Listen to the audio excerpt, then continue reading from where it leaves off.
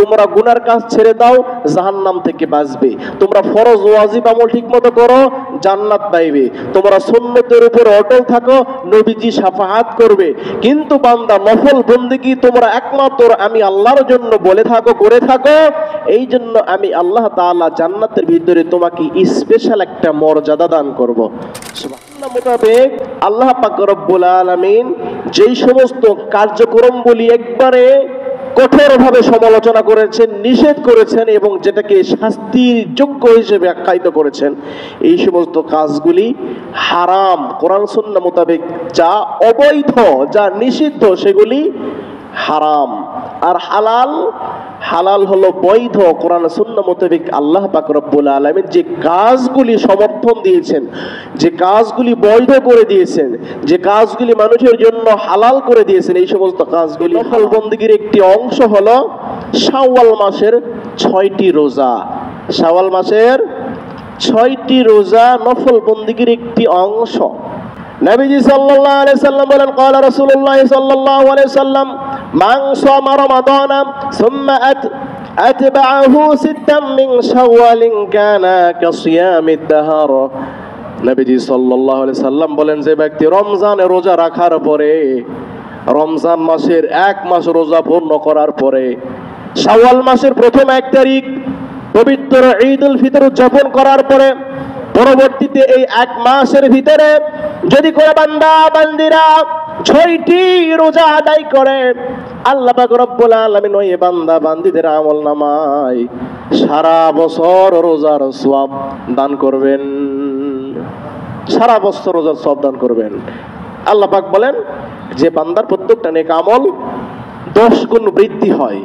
তাহলে রমজানে 30 রোজা, রমজানের পরে 6 রোজা, এই 36 রোজা। এই 36 রোজার মাধ্যমে কি হয়? প্রত্যেকটা 10 করে গুণ দেন। 30 এ 300 আর 6 এ 60, 6 এ 60, 6 10 এ 60, এই 360 দিন অর্থাৎ 1 বছরের পূর্ণ সওয়াব আল্লাহ পাক বান্দার আমলনামায় ছেড়ে দিলেন। মানে আপনি জাহান্নাম থেকে বাঁচলেন।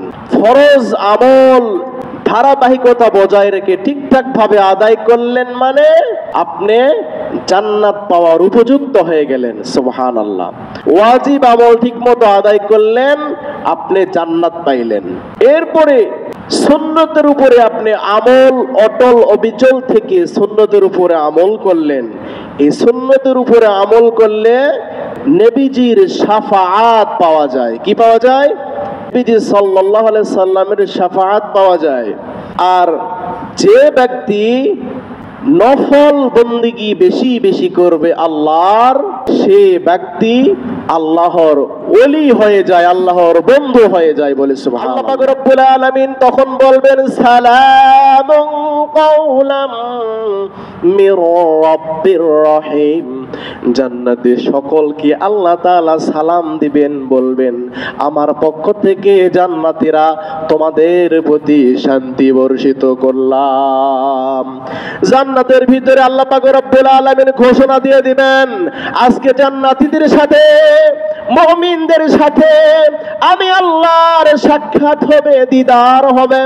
ফেরেশতাদেরকে যখন ঘোষণা করে দেয়, ফেরেশতারা জান্নাতের ভিতরে বিশাল একটা মহা সম্মেলনের আয়োজন করেন।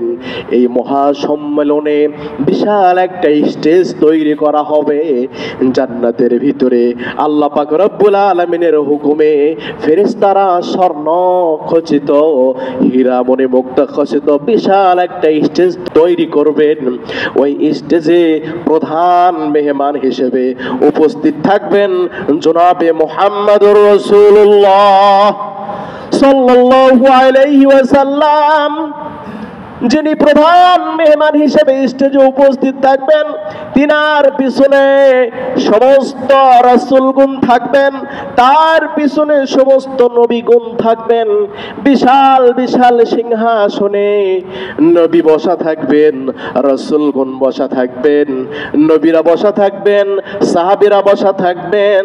শহীদ যারা হয়েছে দুনিয়ার বুকে আল্লাহর রাস্তায় জীবন দিয়েছেন, তারা ওই স্টেজের সামনে বসা থাকবেন। যারা আল্লাহ আল্লাহর ওয়ালি বন্ধু তারা ওই জান্নাতে স্টেজের সামনে বসা থাকবেন। আল্লাহ পাক রব্বুল আলামিন জান্নাতে মুমিনদেরকে নিয়ে বসা থাকবেন এবং আল্লাহ পাক রব্বুল আলামিন প্রধান মেহমানের সিংহাসনে নবীজি সাল্লাল্লাহু আলাইহি সাল্লামকে অধিষ্ঠিত করবেন। আল্লাহ পাক রব্বুল আলামিন বলবেন, আজকে এমন একটা আয়োজন হবে যে আয়োজন আমার জান্নাতি মেহমান যারা তারা উপভোগ করবে। এমন একটা সুন্দর আয়োজন জান্নাতি মেহমানরা উপভোগ করবে যা কোনোদিন তারা পায় নাই। আল্লাহ তাআলা স্পেশাল ভাবে একটা আয়োজন করবেন। ওই আয়োজনের ভিতরে আল্লাহ পাক রব্বুল আলামিন দুনিয়ায় সবচাইতে সুন্দর সবচাইতে মধুর কণ্ঠ দান করেছিলেন পয়গম্বর হযরত দাউদ আলাইহিস সালাতু ওয়াস সালাম। আল্লাহ পাক রব্বুল আলামিন তাকে বলবেন, হে দাউদ তুমি কোরআন তেলাওয়াত করো। দাউদের কিতাব ছিল জাবুর, তিনাকে কোরআন তেলাওয়াত করার জন্য আল্লাহ তাআলা বলবেন, আল্লাহ পাক কুন ফায়াকুন বলবেন, সাথে সাথে দাউদ আলাইহিস সালাম কোরআনুল কারীমের হাফেজ হয়ে যাবেন এবং দাউদ আলাইহিস সালাতু ওয়াস সালাম কোরআনুল কারীমের সূরা মুজাম্মিল থেকে তেলাওয়াত করবেন।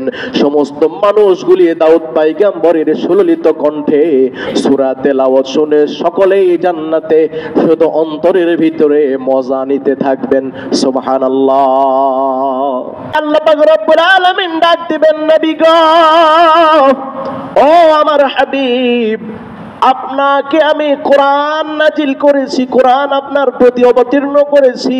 হাবিব আমার, দোস্ত আমার, আপনি এই কোরআনের জন্য মায়ের খেয়েছেন।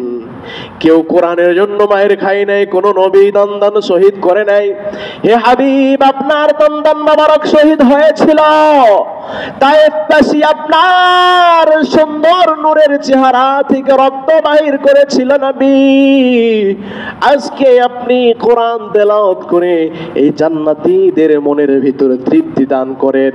নবীজি সাল্লাল্লাহু আলাইহি সাল্লাম জান্নাতের ভিতরে কোরআনুল কারীমের সূরাতুল ইয়াসিন থেকে তেলাওয়াত করে সমস্ত জান্নাতীদেরকে শোনাইবেন। জান্নাতীরা সূরা ইয়াসিন তেলাওয়াত শুনবেন, তাদের অন্তরের ভিতরে শীতল হাওয়া বইতে থাকবে। জান্নাতের গাছের পাতাগুলি একে অপরের সাথে বাড়ি খাবে, আওয়াজ হবে। জান্নাতের হুরগুলি এই তেলাওয়াত শুনে বিমোহিত হয়ে যাবে। জান্নাতি মানুষগুলি হেলতে থাকবে, দুলতে থাকবে। জান্নাতের ভিতরে একটা সুন্দর মধুর হাওয়া চালু হয়ে যাবে। সমস্ত মানুষগুলি বেহুশ হয়ে যাবেন। এই জান্নাতের ভিতরে সর্বশেষ আল্লাহ পাক রব্বুল আলামিন ওই স্টেজে হাজির হবেন।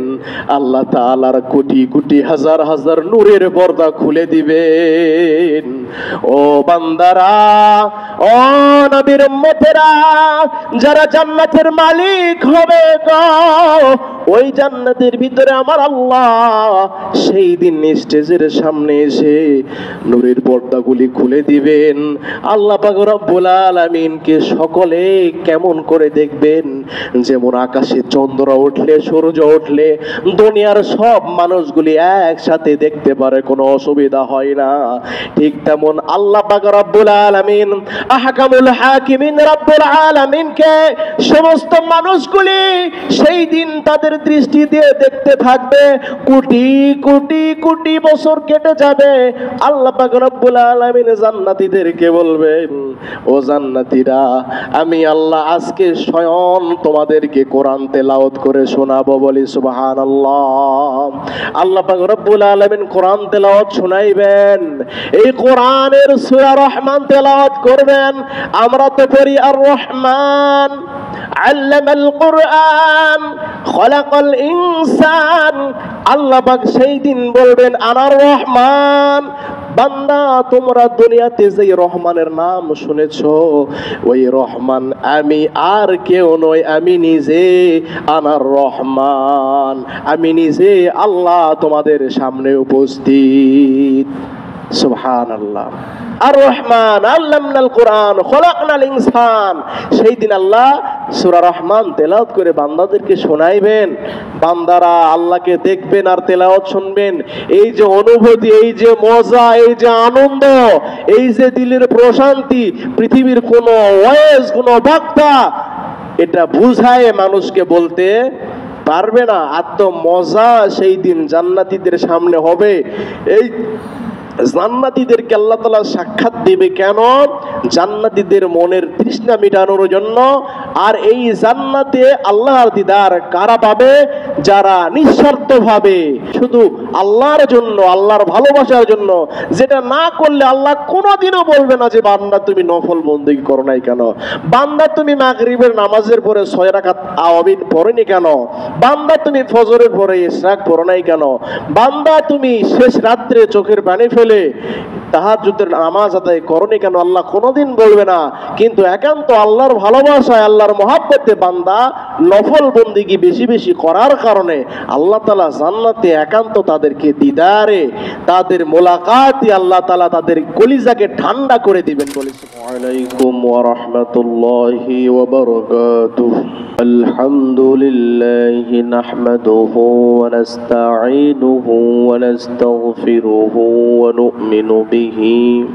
ونؤمن به ونتوكل عليه ونعوذ بالله من شرور أنفسنا ومن سيئات أعمالنا من يهد الله فلا مضل له ومن يضلله فلا هادي له ونشهد أن لا إله إلا الله وحده لا شريك له ونشهد أن سيدنا ومولانا محمدا عبده ورسوله أرسله بالحق بشيرا ونذيرا وداعيا إلى الله بإذنه سراجا وقمرا منيرا. أعوذ بالله من الشيطان الرجيم. بسم الله الرحمن الرحيم. ما آتاكم الرسول فخذوه وما نهاكم عنه فانتهوا. صدق الله العظيم. قال رسول الله صلى الله عليه وسلم من صام رمضان ثم أتبعه ستا من شوال كان كصيام الدهر أو كما قال عليه الصلاة والسلام. ما كان محمد أبا أحد من رجالكم ولكن رسول الله وخاتم النبيين وكان الله بكل شيء عليما.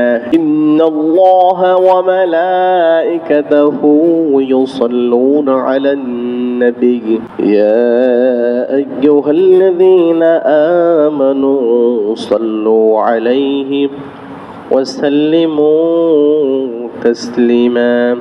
اللهم صل على سيدنا ونبينا وشفيعنا وحبيبنا ومولانا محمد صلى الله عليه وعلى آله وأصحابه وبارك وسلم. আলহামদুলিল্লাহ, সমস্ত প্রশংসা মহান আল্লাহ পাকের, যে মালিক আমাদেরকে দুনিয়াবী সকল কাজকর্ম, সকল ঝামেলাকে উপেক্ষা করে আল্লাহ তাআলা রব্বুল আলামিন শাওয়াল মাসের প্রথম জুমআ 5ই শাওয়াল 1446 হিজরি সন 21 চৈত্র 1431 বঙ্গাব্দ 4 এপ্রিল 2025 ঈসাই সন আল্লাহ পাক রব্বুল আলামিন আমাদেরকে পবিত্র জুমার দিনে জুমার নামাজ আদায়ের জন্য আসার বসার, নবী পাকের উপরে দরুদ শরীফ পাঠ করার তৌফিক দান করেছেন। আল্লাহ তাআলার দরবারে দিল থেকে শুকরিয়া জ্ঞাপন করি, আলহামদুলিল্লাহ। মহান রব্বে কারীম আমাদেরকে আখিরি জামানার নবী জনাবে মুহাম্মদুর রাসূলুল্লাহ সাল্লাল্লাহু আলাইহি ওয়াসাল্লাম শ্রেষ্ঠ নবীর শ্রেষ্ঠ উম্মত বানিয়েছেন এবং আল্লাহ পাক আমাদেরকে শ্রেষ্ঠত্বের মর্যাদা দান করেছেন। সে আল্লাহ তাআলার দরবারে দিল থেকে সে নবীর উম্মত হয়ে শুকরিয়া আদায় করি, বলি আলহামদুলিল্লাহ। সম্মানিত উপস্থিতি, মহান আল্লাহ তাআলা রাব্বুল আলামিন তার পবিত্র জবানে বলেন, মা আতাকুমুর রাসূলু ফাখুযুহু ওয়া মা নাহাকুম আনহু ফান্তাহু। রব্বুল আলামিন বলেন যে আমার নবী, আমার হাবিব, আমার রাসূল যা করতে বলেছেন হে সকল বান্দা বান্দিরা তোমরা তা করো, যা ছাড়তে বলেছেন তোমরা তা ছেড়ে দাও। নবী পাক সাল্লাল্লাহু আলাইহি সাল্লাম যা করেছেন তা করা, যা ছেড়েছেন, ছেড়ে দিয়েছেন, ছাড়তে বলেছেন তা ছেড়ে দেওয়ার নাম নেক আমল। যা করেছেন তা করা, যা ছেড়েছেন তা ছাড়ার নাম নেক আমল। নেক আমল ও বদ আমলের কয়েকটি কাজ দ্বারা প্রমাণিত হয়। তার ভিতরে এক নাম্বার ফরজ। নেক আমলের ভিতরে এক নাম্বার ফরজ আমল। এই ফরজ কাকে বলে? শরীয়তের যে সকল বিধিবিধান কোরআন সুন্নাহ দ্বারা, অকাট্য দলিল দ্বারা প্রমাণিত, শরীয়তের যে সকল বিধিবিধান কোরআন সুন্নাহ দ্বারা অকাট্য দলিল দ্বারা প্রমাণিত এবং যেটা আল্লাহ পাক সরাসরি হুকুম করেছেন সেটা মানা এবং সেটাকে বলা হয় ফরজ। আর এই ফরজ দুই প্রকার। ফরজ কয় প্রকার? দুই প্রকার। এক নাম্বার ফরজে আইন, দুই নাম্বার ফরজে কেফায়া। ফরজে আইন বান্দার উপরে আল্লাহ তাআলা অবধারিত করে দিয়েছেন, বাধ্যকতা হিসেবে আল্লাহ তাআলা আখ্যায়িত করেছেন যে বান্দা এই ফরজের প্রতি বাধ্য থাকবে, এটাকে বলা হয় ফরজে আইন। নামাজ, রোজা, হজ, যাকাত এগুলি ফরজে আইন বান্দার জন্য। আর ফরজে কেফায়া যেমন আমরা জানাজার নামাজ আদায় করে থাকি। ওয়াজিব কি? ওয়াজিব কাকে বলে? ওয়াজিব শরীয়তের যে সকল বিধিবিধান পালন করা আবশ্যক কর্তব্য, চারো মাযহাব অনুযায়ী একটা দলিল প্রমাণে একই জায়গায় ইস্তেমবাদ করেছেন, একই জায়গায় রুজু হয়েছেন, এক সিদ্ধান্তে উপনীত হয়েছেন। এরকম সিদ্ধান্তগুলি অকাট্য দলিল দ্বারা প্রমাণিত হয়েছেন যা ফরজের কাছাকাছি তাকে ওয়াজিব বলে এবং এটাও ছেড়ে দেওয়ার বা বাদ দেওয়ার কোনো কায়দা নাই, কোনো সুযোগ নাই। এটা ফরজের কাছাকাছি পর্যায়ে, ফরজ নয়, সুন্নাত। মহানবী সাল্লাল্লাহু আলাইহি সাল্লাম যে সমস্ত কাজ শরীয়তের বিধান হিসেবে নির্ধারিত করে দিয়েছেন, নবীজি সাল্লাল্লাহু আলাইহি সাল্লাম যে সমস্ত কাজ করেছেন, করার জন্য বলেছেন এবং সমর্থন করেছেন, সে তার জীবদ্দশায় যত কাজ কর্ম করেছেন এগুলি সুন্নাহ। যেমন নবীজি সাল্লাল্লাহু আলাইহি সাল্লাম যে আমলগুলির ধারাবাহিকতা বজায় রেখেছেন, ফজরের সুন্নত, জোহরের সুন্নত, মাগরিবের সুন্নত, ইশার সুন্নত, এই সুন্নতগুলি প্রমাণিত। এই সুন্নত আবার দুই প্রকার, সুন্নতে মুআক্কাদা, সুন্নতে জায়েদা। সুন্নতে মুআক্কাদা যেগুলি নবীজি সাল্লাল্লাহু আলাইহি সাল্লাম কন্টিনিউ আদায় করে গেছেন, আর সুন্নতে জায়েদা যেটা মাঝে মধ্যে পড়েছেন হঠাৎ দুই একবার, যেমন আসরের 4 রাকাত সুন্নত আমরা পূর্বে আদায় করি, এশারের আগে 4 রাকাত আদায় করি। মুস্তাহাব যে সমস্ত আমল করার জন্য নবীজি উৎসাহ প্রদান করেছেন, এগুলি মুস্তাহাব না করলে সওয়াব নাই, করলে সওয়াব পাওয়া যায়। মাকরুহ অর্থাৎ অপছন্দনীয় কাজ, নবীজি সাল্লাল্লাহু আলাইহি সাল্লাম যে কাজগুলি অপছন্দ করেছেন, পছন্দ করেন নাই, সেগুলিকে বলা হয় মাকরুহ। মুবাহ কাকে বলে? যে সমস্ত কাজে কোনো সওয়াব নেই, যেই সমস্ত কাজে কোনো গুনাহ নেই, যে কাজগুলি করলে সওয়াবও নেই, গুনাহও নেই, মুবাহ বলা হয়। আপনি বালুভরা বাজারে যাইবেন, এখন সাইকেলে গেলে 10 নাকি আর মোটর সাইকেলে গেলে 20 নাকি, এমনটা নাকি?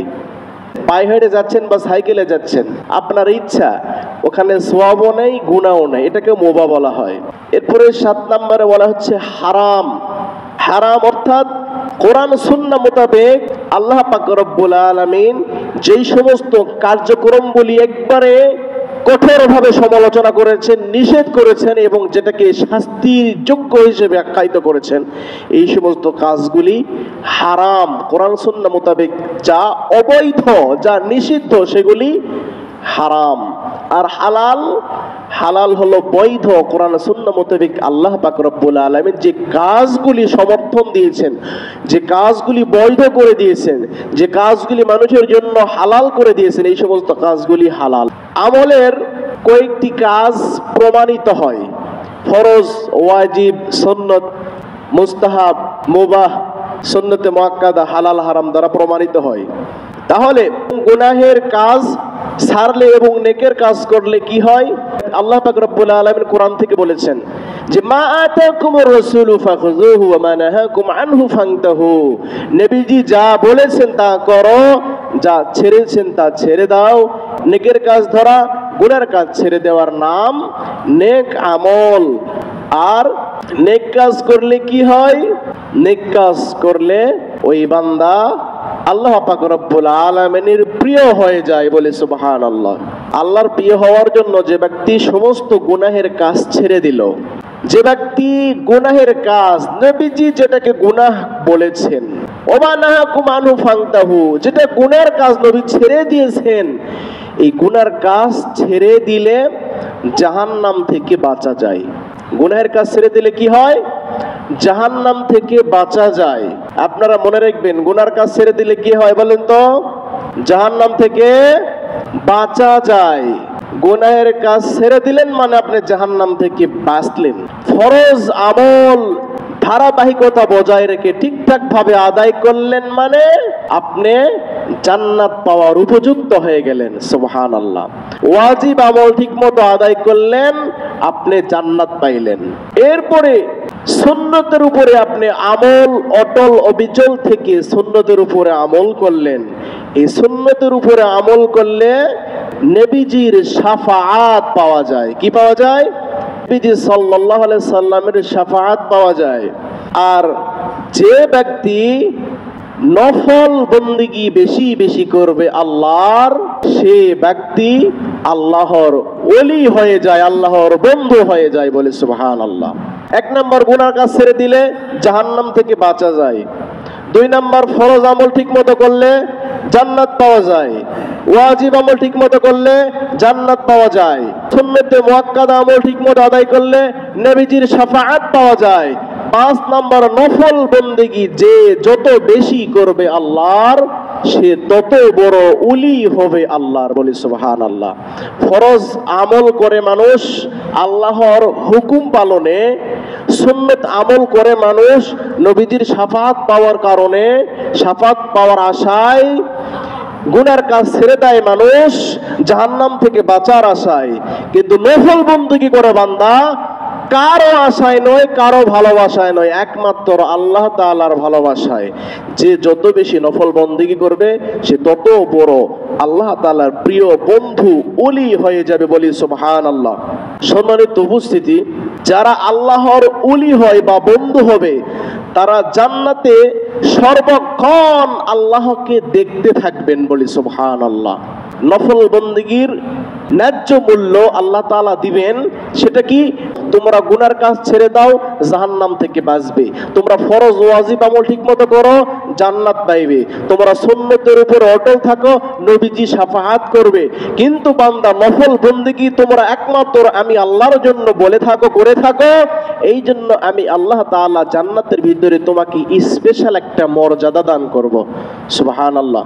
আল্লাহ পাক রব্বুল আলামিন জান্নাতীদেরকে ডাক দিয়ে বলতে থাকবে, ও জান্নাতীরা, তোমাদেরকে আমি আল্লাহ জান্নাত দান করেছি, তোমাদের কোনো অভাব অনটন আমি রাখি নাই, তোমাদের সকল অভাব আমি আল্লাহ তাআলা পূরণ করেছি। তোমরা যা যা জান্নাতে চেয়েছো বান্দা, আমি তোমাদেরকে তা তা জান্নাতে দান করেছি। তোমাদের আর কোনো নতুন চাওয়া পাওয়া আছে নাকি বান্দা? জান্নাতীদেরকে আল্লাহ পাক রব্বুল আলামিন ডাকতে থাকবেন আর বলতে থাকবেন। জান্নাতীরা আল্লাহ পাক রব্বুল আলামিনকে বলবেন, আল্লাহ আমরা দুনিয়ায় যাহা ইবাদত বন্দেগী করেছি, আপনার উপরে ঈমান রেখে বিশ্বাস রেখে মুমিন হিসেবে ইবাদত করেছি। আমাদের দুনিয়ার বুকের চর্ম চক্ষু দিয়ে আপনার দিদার আমরা কখনো পাই নাই। আল্লাহ, এই জান্নাতে আপনি আমাদেরকে সব কিছু দিয়েছেন রে মালিক, একটা জিনিস আমরা এখনো পাই নাই রে আল্লাহ, যেই কারণে আমরা ইবাদত করেছি একমাত্র আপনার দেখার আশায় দুনিয়ায় ইবাদত করেছি। এই জান্নাতে আসার পরে আল্লাহ, আমরা যদি আপনাকে না দেখি এই জান্নাতে আসার কোনো দাম নাই। আল্লাহ পাক রব্বুল আলামিন তখন বলবেন, সালামুন কাওলাম মির রাব্বির রহিম। জান্নাতে সকলকে আল্লাহ তাআলা সালাম দিবেন, বলবেন আমার পক্ষ থেকে জান্নাতীরা তোমাদের প্রতি শান্তি বর্ষিত করলাম। জান্নাতের ভিতরে আল্লাহ পাক রব্বুল আলামিন ঘোষণা দিয়ে দিবেন, আজকে জান্নাতীদের সাথে মুমিনদের সাথে আমি আল্লাহর সাক্ষাৎ হবে, দিদার হবে। ফেরেশতাদেরকে যখন ঘোষণা করে দেয়, ফেরেশতারা জান্নাতের ভিতরে বিশাল একটা মহা সম্মেলনের আয়োজন করেন। এই মহা সম্মেলনে বিশাল একটা স্টেজ তৈরি করা হবে জান্নাতের ভিতরে। আল্লাহ পাক রব্বুল আলামিনের হুকুমে ফেরেশতারা স্বর্ণ খচিত হীরা মণি মুক্তা খচিত বিশাল একটা স্টেজ তৈরি করবেন। ওই স্টেজে প্রধান মেহমান হিসেবে উপস্থিত থাকবেন জনাবে মুহাম্মদুর রাসূলুল্লাহ সাল্লাল্লাহু আলাইহি ওয়াসাল্লাম, যিনি প্রধান মেহমান হিসেবে স্টেজে উপস্থিত থাকবেন। তিনার পিছনে সমস্ত রাসূলগণ থাকবেন, তার পিছনে সমস্ত নবীগণ থাকবেন। বিশাল বিশাল সিংহাসনে নবী বসা থাকবেন, রাসূলগণ বসা থাকবেন, নবীরা বসা থাকবেন, সাহাবীরা বসা থাকবেন। শহীদ যারা হয়েছে দুনিয়ার বুকে আল্লাহর রাস্তায় জীবন দিয়েছেন, তারা ওই স্টেজের সামনে বসা থাকবেন। যারা আল্লাহর ওলি বন্ধু, তারা ওই জান্নাতে স্টেজের সামনে বসা থাকবেন। আল্লাহ পাক রব্বুল আলামিন জান্নাতে মুমিনদেরকে নিয়ে বসা থাকবেন এবং আল্লাহ পাক রব্বুল আলামিন প্রধান মেহমানের সিংহাসনে নবীজি সাল্লাল্লাহু আলাইহি সাল্লামকে অধিষ্ঠিত করবেন। আল্লাহ পাক রব্বুল আলামিন বলবেন, আজকে এমন একটা আয়োজন হবে, যে আয়োজন আমার জান্নাতি মেহমান যারা তারা উপভোগ করবে। এমন একটা সুন্দর আয়োজন জান্নাতি মেহমানরা উপভোগ করবে, যা কোনোদিন তারা পায় নাই। আল্লাহ তাআলা স্পেশাল ভাবে একটা আয়োজন করবেন। ওই আয়োজনের ভিতরে আল্লাহ পাক রব্বুল আলামিন দুনিয়ায় সবচাইতে সুন্দর, সবচাইতে মধুর কণ্ঠ দান করেছিলেন পয়গম্বর হযরত দাউদ আলাইহিস সালাতু ওয়াস সালাম। আল্লাহ পাক রব্বুল আলামিন তাকে বলবেন, হে দাউদ, তুমি কোরআন তেলাওয়াত করো। দাউদের কিতাব ছিল জাবুর, তিনাকে কোরআন তেলাওয়াত করার জন্য আল্লাহ তাআলা বলবেন, আল্লাহ পাক কুন ফায়াকুন বলবেন, সাথে সাথে দাউদ আলাইহিস সালাম কোরআনুল কারীমের হাফেজ হয়ে যাবেন এবং দাউদ আলাইহিস সালাতু ওয়াস সালাম কোরআনুল কারীমের সূরা মুজাম্মিল থেকে তেলাওয়াত করবেন। সমস্ত মানুষগুলি দাউদ পয়গম্বরের সুললিত কণ্ঠে সূরা তেলাওয়াত শুনে সকলেই জান্নাতে শুধু অন্তরের ভিতরে মজা নিতে থাকবেন। সুবহানাল্লাহ। আল্লাহ পাক রব্বুল আলামিন ডাক দিবেন, নবী গো, ও আমার হাবিব, আপনাকে আমি কোরআন নাজিল করেছি, কোরআন আপনার প্রতি অবতীর্ণ করেছি। হাবিব আমার, দোস্ত আমার, আপনি এই কোরআনের জন্য মায়ের খেয়েছেন। কেউ কোরআনের জন্য মায়ের খায় নাই, কোন নবী দন্দন শহীদ করে নাই। হে হাবিব, আপনার দন্দন মোবারক শহীদ হয়েছিল। তায়েফবাসী আপনার সুন্দর নূরের চেহারা থেকে রক্ত বাহির করেছিল নবী। আজকে আপনি কোরআন তেলাওয়াত করে এই জান্নাতীদের মনের ভিতরে তৃপ্তি দান করেন।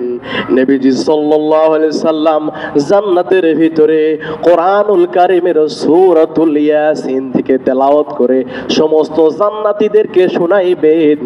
জান্নাতীরা সূরা ইয়াসিন তেলাওয়াত শুনবেন, তাদের অন্তরের ভিতরে ভিতরে শীতল হাওয়া বইতে থাকবে, জান্নাতের গাছের পাতাগুলি একে অপরের সাথে বাড়ি খাবে, আওয়াজ হবে, জান্নাতের হুরগুলি এই তেলাওয়াত শুনে বিমোহিত হয়ে যাবে, জান্নাতি মানুষগুলি হেলতে থাকবে, দুলতে থাকবে, জান্নাতের ভিতরে একটা সুন্দর মধুর হাওয়া চালু হয়ে যাবে, সমস্ত মানুষগুলি বেহুশ হয়ে যাবেন। এই জান্নাতের ভিতরে সর্বশেষ আল্লাহ পাক রব্বুল আলামিন ওই স্টেজে হাজির হবেন, আল্লাহ তাআলার কোটি কোটি হাজার হাজার নূরের পর্দা খুলে দিবেন। ও বান্দারা, ও নবীর উম্মতেরা, যারা জান্নাতের মালিক হবে গো, ওই জান্নাতের ভিতরে আমার আল্লাহ সেই দিন স্টেজের সামনে এসে নূরের পর্দাগুলি খুলে দিবেন। আল্লাহ পাক রব্বুল আলামিনকে সকলে কেমন করে দেখবেন?